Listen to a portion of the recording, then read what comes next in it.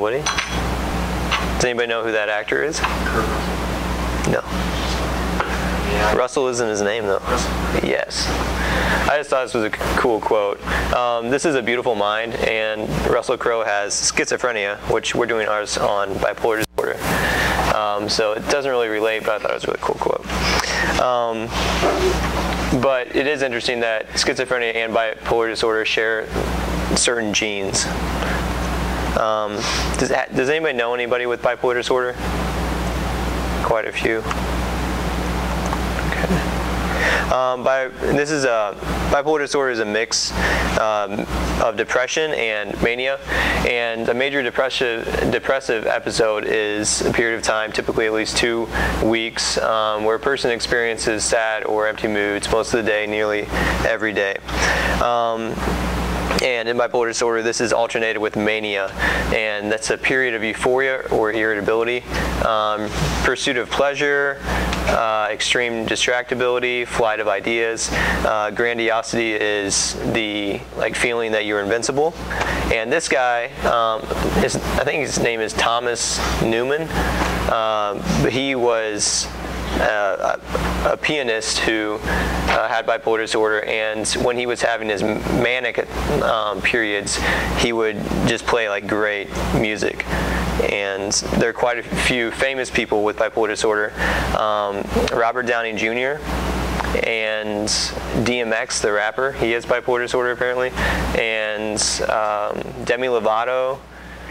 Apparently Isaac Newton was somebody with bipolar disorder. So it's interesting that it can be in the manic stage, it can really up your performance. So it has interesting effects. A mixed episode is symptoms of both a manic episode and a major depressive episode for at least 1 week. Bipolar disorder 1 is one or more mixed episodes in a person. And so this one it has rapid, ultra-rapid, or ultra-de-encycling, often lasting weeks or months. Bipolar 2 disorder is alternating hypomanic and major depressive episodes. A hypomanic episode is kind of like a mania, but it doesn't last. It doesn't necessarily impair their functioning.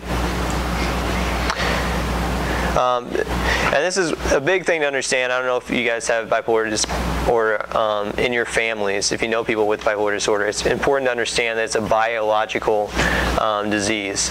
And that's one thing that people with bipolar disorder really get peeved about, is that people will say that, oh, it's not necessarily something that's wrong with you.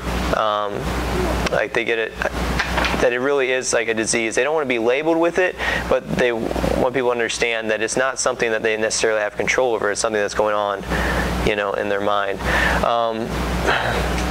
So it's a disruption of the biological clock. There's a lot of issues going on in the brain. And it's a condition where emotions gain too much power over behavior. And so just what this all goes into is there are different spots in the brain where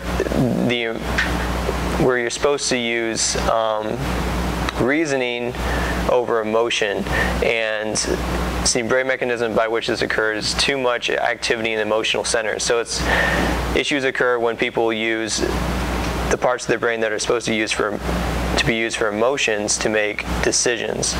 So they use it for reasoning, and it throws it off. And it kind of goes to the generic idea that emotions can really cloud decisions and reasoning.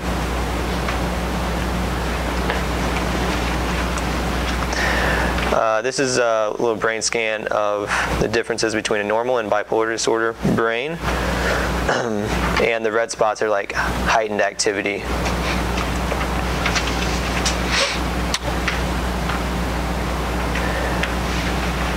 And so people with bipolar disorder have problems when they're in the moment making good decisions under time pressure.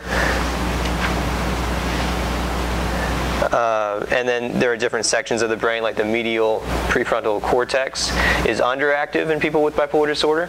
And so this is really where the biological component comes in, because certain parts of the brain are not being used as much, and certain parts of the brain are being used too much. And so it's Dr. Amen kind of talked about it a little bit in when he was talking about mood disorders, how certain parts of the brain are used to, if you become fixated on something, certain parts of the brain will be used too much. And this is another brain scan. I don't really understand this one, but I threw it in there. We're going to talk about the amygdala here. But elevated activity and volume loss of the hippocampus, orbital, and ventral prefrontal cortex are recurrent themes. This came out of a study that we looked at that was just looking at the tendencies of the biological side of bipolar disorder. And this is, I think, that Dr. Amen talked about the cingulate gyrus when he was talking about emotion control. He was talking about kids that get fixated on what they want, and when their parents give into that and don't discipline them, they can really train them to just carry on that behavior, and so they can no longer be flexible. And that's when it becomes a biological thing, is when you train your brain to act in a certain way. And certain genes predispose you to this, and so it's not necessarily always your environment, although your environment will add to it. The amygdala, when people do not sleep, activity increases in the brain center, which is responsible for fear and emotional interpretation of events.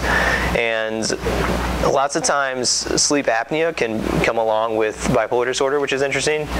And so if you do not sleep well, it's going to just increase the symptoms of bipolar disorder. And that's one thing that I've noticed in people that I know with bipolar disorder. They struggle to get adequate sleep at night. And then the medial frontal cortex became more active with treatment. So when you treat it with the right drugs, then you can start to see changes in activity in the brain.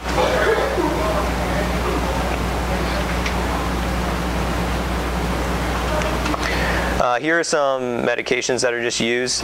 This came out of a study in Canada. They basically did a study of the medications that they use to treat bipolar disorder in Canada, and these are a lot of just different lists of the drugs that they used.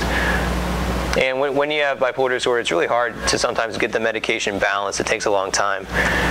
I was reading another study, and it would take, they did it in increments of 4 weeks, was the recommended way to get them on the right drugs.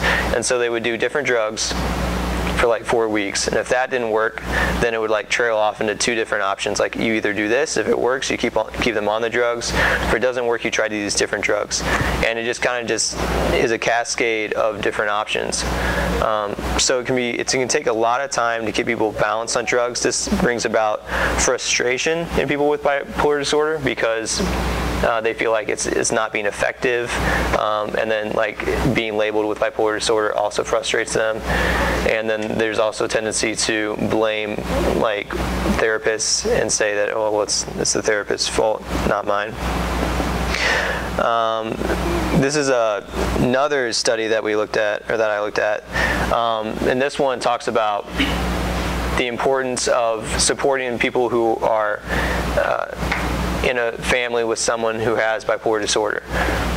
And they did a program that lasted 10 weeks, and they met in groups, and the results show that the study helped to increase understanding and reduce stress and retain social functioning for members of a family that include a person affected by bipolar disorder.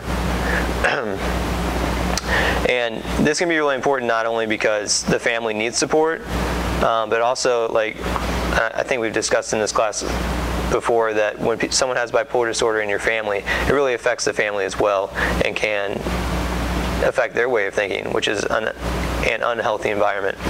Also, bipolar disorder is genetic, and there's a chart in our book that showed that 66%, like, they had like 2/3 of a generation, like it's passed down like 66%. So this is what the sessions consisted of, and the different things they talked about in each session. So they did mania in the first one, depression in the second, and then they talked about treatments and explanations for the illness, how to handle the stress, how to create healthy patterns of thought, and to avoid unhealthy patterns of thought, and then kind of just reviewing what they learned. Early prevention is huge, I think, in any disorder.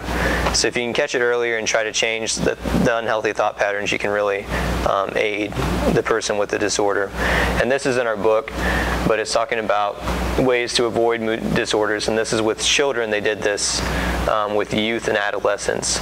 And so the way that they would encourage healthy patterns of thought is to declare that the kids' existing strengths to help manage stress in difficult situations, to avoid irrational thoughts and solve problems, to develop useful networks. And again, being in society is so important in order to avoid bipolar disorder and psychological disorders. So.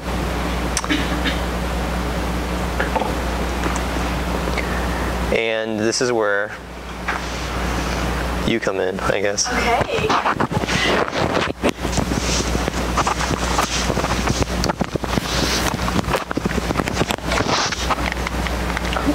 What? Oh, I don't know.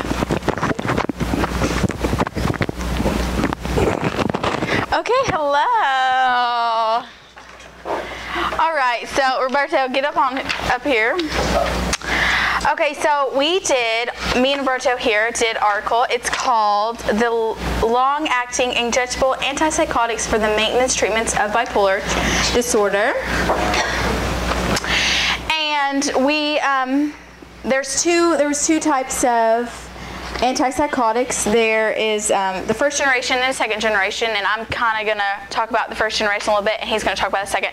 Before we get into that, we're going to talk about the background. This is kind of the article. Give us a little bit of background on bipolar disorder. Bipolar disorder is a chronic psychiatric illness characterized by recurrent mood episodes separated by periods of remission. Patients through their life may have episodes of mania, depressive hypomania, or mixed states. There are three types of bipolar disorder: type 1, type 2, and subthreshold bipolar disorder. The lifetime prevalence is approximately 4.4%. There's also a failure to take medication in people that have bipolar disorder, and it's between 10 and 60%. There's evidence that untreated bipolar disorder patients are 5 times greater risk of committing suicide. And the disease is associated with functional, social, and cognitive impairments in many patients. All right, so that's the background for you. All right, so our article specifically researched how people with bipolar disorder reacted to different types of antipsychotics, and there was the first generation and the second generation, and then it wanted to see if second generation depot antipsychotics were more effective than the first generation. The purpose of this review is to critically evaluate the evidence of the efficacy and the safety of the first and second generation depot antipsychotics for their maintenance treatment of bipolar disorder. And all right, here is Roberto to talk to you about the setup of the study. Take it away, buddy. Thank you very much. Appreciate it. Very kind of you. All right. This thing's tricky. We need a bigger clip. Alright. Did you already change the slide? Yep. Alright, okay, gotcha. Thank you. Yeah, alright. Different doctors use different types of studies with different drugs. Those drugs would be, the main ones were, I'm probably not going to pronounce them right, but flupentixol and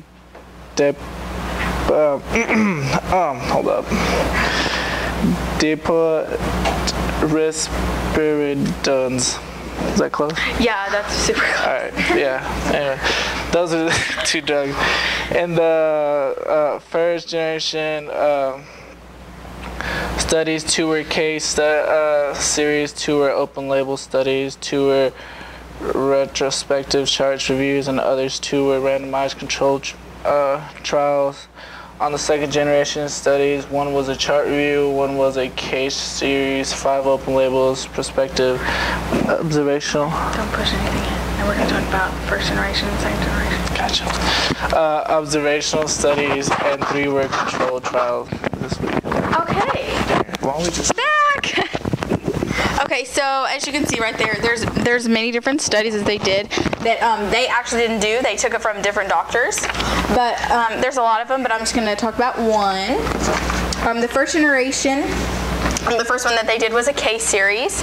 There were 5 patients in this study, and these specific patients failed lithium therapy, and they were given, the drug they were given was flupenzine. tricky? The medication, the 4 patients were predominantly manic illness course, remained during depot therapy, and there was no side effects when they gave them this drug. So that was the first generation, and then he's going to just talk about 1 on the second generation, and then we're going to tell you what they found. Okay, well, this one, this patient was acute maniac or stable, requiring changes due to safety or tolerability concerns. Excluded more 4 episodes per year. So the treatment was that they gave him that risperidone 50 milligrams or placebo every 2 weeks and every month therapy. This lasted for 24 months.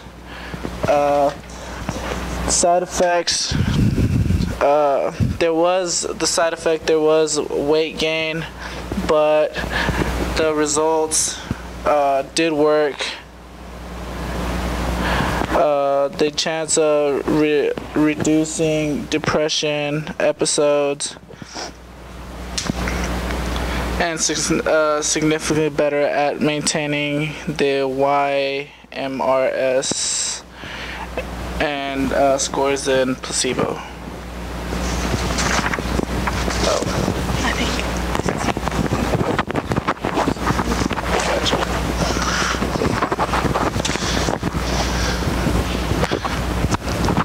The studies concluded that the first generation should not be a first choice in bipolar patients because the first of the risks indicates of depression. The evidence reviews and depot risperidone suggested that this medication is effective as a maintenance treatment in bipolar studies with the new depot antipsychotic olanzapine. Who makes these names up? Olanzapine, Pamodia, and yeah. Yeah, those were the different kind of drugs that were needed. So they're kind of hard to, pronounce. Really hard, actually. So a possible recommendation would indicate that the patients who usually do not have depressive episodes and whose main problem is the recurrence of maniac episodes. So, there we go. Here we go. That's it. Questions? Oh, wait. Okay, just JK. I had... Yeah, postscript. Yeah, okay. Sorry, JK. All right, so the world collision point, I kind of forgot where I found this, brain fart, but finally, be strong in the Lord and the strength of his might. Put on the whole armor of God, and that you may be able to stand against the schemes of the devil. I think this really goes really good with any kind of disorder, that you can there's evil all over the world, and you just kind of need to put on the armor of God and deal with it and do it to the best of your ability. And there we go. Okay, now we're done. There you go. Questions for him? Of the 3 bipolar disorders, which one's harder to treat? It's a good question. I don't know. I would probably say, I'm just guessing, I would probably say, the threshold 1, because it kind of went, in order, so, bipolar 1, bipolar 2, so I would just say threshold. I'm just talking out about there, but... I would guess bipolar disorder 1, 2. 1. Probably it doesn't really have, I don't know if there's any difference in treatment, because bipolar 1 and 2 just refer to the variation of depressive states, or the level of depressive states compared to the depressive states. So it probably depends on the person, but probably the only reason I'd say bipolar 1 was because sometimes the mood swings are so big that in a manic state it's really hard to maintain. The person's hard for them to maintain. But I could see people that were really depressed too having a difficult time. So it's. Go ahead. More questions. Which one's the most dangerous? As far as suicide and stuff like that? Depression, I guess. I'll probably say just again the bipolar 1. Or they're all they're all dangerous. So they're. I worked with a guy that was extremely bad in his mania state, or we'd have send him home in his mania state because he could get extremely violent and stuff like that. And then I've also heard of people get extremely depressed.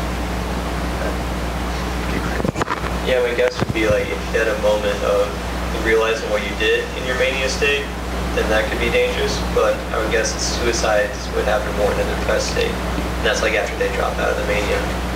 So I've been around people and they're oh, what have I done? Realizing. But they couldn't see it when they're in their mania state, all their bad decisions. But then when they get out of it, they're crud. And they just feel all the guilt. You kept on saying that it's a biological disease, but I said other than biologically, can someone just become bipolar by the way they choose to handle situations, their personality, the way that they're raised? I think that you can be predisposed to it from birth, so it can be a genetic thing. But also, I think that your decisions, when you make decisions, it really does happen in your brain. There's the physiology of it. So if you continue to make bad decisions, then you might exercise a part of your brain and not exercise another part of your brain, and then that could become something biological. Yeah, kind of if you keep on, to use your metaphor, a walk with God, if you quit listening to Him enough, then you won't hear His voice anymore. You become dead to it because you can choose to do that over and over again. You guys may have said this, but is the sub-threshold on bipolar disorder, is that where it progresses from bipolar 1 to bipolar 2? I don't really know if I can answer that question. It just said that there was just 3 types of bipolar disorder, so. Oh, it did. Bipolar disorder 1 and 2, and when I saw stuff on the side, I was oh, there's a 3rd. So, I don't know. Sometimes it will be with psychotic features. You can talk to Dr. Alexandra about that.